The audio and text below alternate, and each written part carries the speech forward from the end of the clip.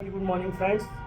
ये एक बहुत इंटरेस्टिंग केस है और ऐसे केसेस आपको आपकी क्लिनिक पर मिलेंगे।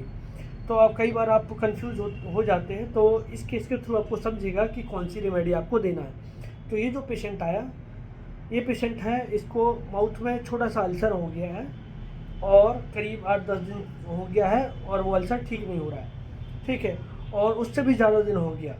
और वो फिर उसने किसी से डिस्कस किया तो उसने बोला दिखा यार, क्योंकि ये तंबाकू भी खाता रहता है। ठीक है, तो उसने बोला कि अपने फ्रेंड से उसने शेयर किया कि यार इतनी ज़रूरत से अल्सर ठीक नहीं हो रहा, मैं कोई दवाई ले लेता हूँ। ठीक है, ये 10 दिन पुरानी बात है, लेकिन उसके पैर मतलब 1 महीने के आसपास हो गया इसको अल्सर हुआ।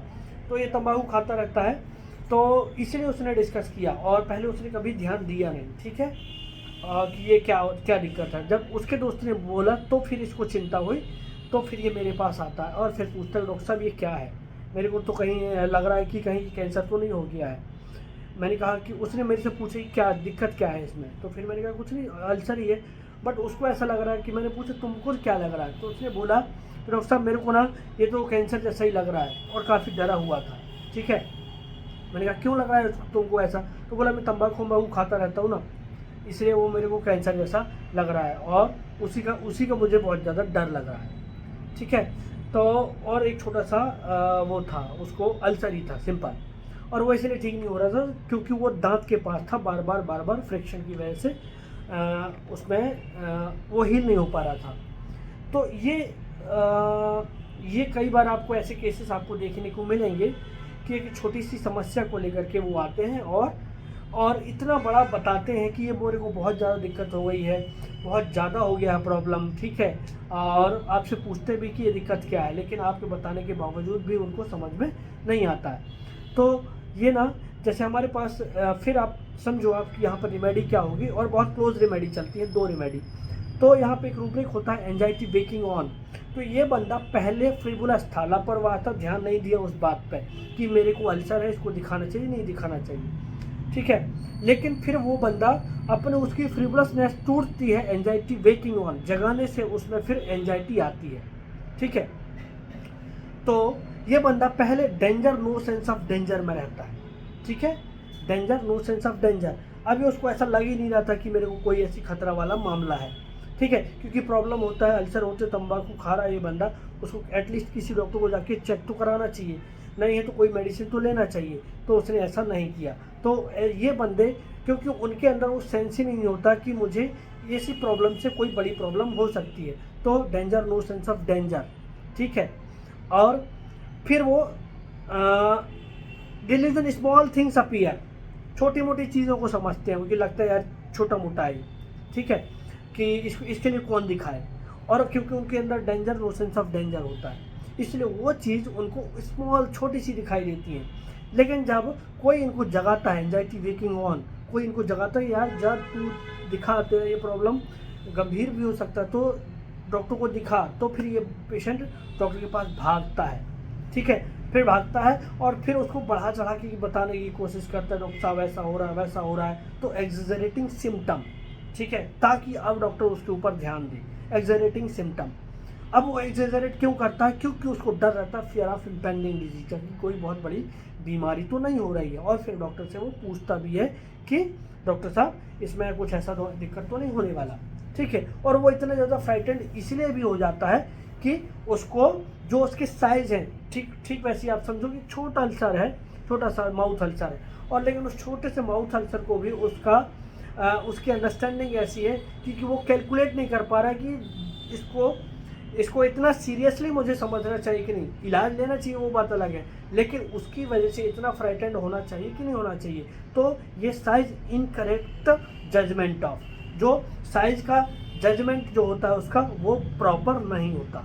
ठीक है, और सुपरस्टिशियस, किसी ने जगा दिया तो एंजाइटी वेकिंग ऑन, और ये कि मतलब जगा दी कि पड़ोसी ने जगा दिया, दोस्त ने जगा दिया कि जब तू डॉक्टर को दिखा, ऐसी वो भी तंबाकू खा रहा था, एक अल्सर था वो बड़ा हो गया, इस तरीके से। ठीक है, और तो इस तरीके से उसने उसकी बात मान ली। ठीक है, और इस छोटे से अल्सर को वो बड़ा समझ बैठा। ठीक है, तो ये है सुपरस्टिशियस। ठीक है, अब इतना ज़्यादा डरा होता है, इतना ज़्यादा डरा होता है। अब एक चीज़ और, एक रूब्रिक और था, डिस्टेंस इनएक्यूरेट जजमेंट। तो इस रेमेडी में दोनों चीज़ें होती हैं, डिस्टेंस इनएक्यूरेट जजमेंट होता है और साइज इनएक्यूरेट जजमेंट होता है। ठीक है, तो उसको कब से बीमारी हो रही, कितना टाइम हो गया है, ये भी उसको बहुत आइडिया नहीं होता। क्या साइज़ है वो भी बहुत अच्छे से मेजर नहीं कर पाता है, लेकिन अब बहुत ज़्यादा डरा हुआ होता है। तो उस डर की वजह से वो ना दूसरे डॉक्टर के पास आता है और वो डॉक्टर से बार बार लाइट मांगने की कोशिश करता है कि मेरे को ऐसा क्या प्रॉब्लम हो गया है। ठीक है, और बार बार कंप्लेंट भी करता है, तो उस कंप्लेंट से दूसरों को टॉर्मेंट भी कर देता है। तो हमारे पास एक रूब्रिक होता है टॉर्मेंटिंग अदर्स।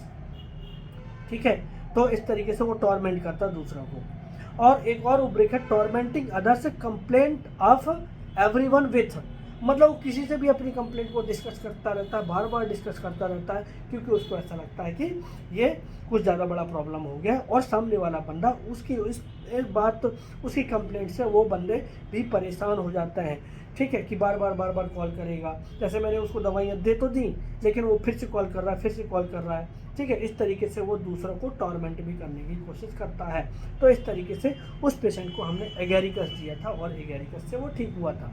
ठीक है, तो बहुत क्लोज रेमेडी चलती है स्ट्रामोनियम। तो कई बार आपको स्ट्रामोनियम का भी ध्यान में आना चाहिए कि स्ट्रामोनियम तो नहीं है। ठीक है, तो स्ट्रामोनियम यदि आपको फेल होता है तो फिर इसको आपको एगेरिकस सोचना है। लेकिन एगेरिकस में ना वो एक रूब्रिक है हमारे पास, स्मॉल होल सीम्स फ्राइटफुल चाजम। ठीक है, एक छोटा सा अल्सर भी उसको एक बहुत बड़ा गड्ढा दिखाई देता है, मतलब वो कैंसरस अल्सर दिखाई देता है। ठीक है, तो इस रूब्रिक का मतलब स्मॉल होल्स सीम्स फ्राइटफुल चाजम, एक छोटा सा गड्ढा भी एक बहुत बड़ा डरावना खाई दिखाई पड़ती है उसको। एक और ऐसे रूब्रिक है small one spoon water seems lake of water, ऐसा। ठीक है ना, कि मतलब एक चम्मच पानी भी उसको समुंदर जैसा दिखाई देता है। ठीक है, इसीलिए वो, क्योंकि वो एग्जरेट करता है, इसलिए वो एग्जरेट करता है अपने प्रॉब्लम को, क्योंकि उसको इतना ज़्यादा डर बैठ चुका होता है। ठीक है, तो ये एगेरिकस इसी तरीके से होता है। तो एगेरिकस को आपको ने देखा होगा, जो पौधा होता है, एक छोटा सा मशरूम पौधा होता है, बहुत सॉफ्ट होता है, बहुत डेलिकेट होता है, थोड़े से धक्के से वो टूट जाता है। ठीक ऐसा ही ये जो मशरूम होता है, ये मशरूम मतलब एगेरिकस जो पेशेंट होते हैं वो भी फ्राइटेंड इजीली होते हैं और इस लेवल तक जाते हैं, मतलब इजीली नर्वस, एक्साइटमेंट और फियरफुल, और फिर वो डॉक्टर को ढूंढते हैं और लाइट चाहते हैं। ठीक है, तो उनमें उतना कैपेसिटी नहीं होती कि वो सिचुएशन को बियर कर सकें। तो इस तरीके से हमने उसको एगेरिकस दिया था, और आप भी अपने प्रैक्टिस में एगेरिकस दे सकते हैं इस तरीके की सिचुएशन में। थैंक्स फॉर वॉचिंग, और जो हमसे जुड़ना चाहते हैं वो हमसे कांटेक्ट कर सकते हैं। Thank you.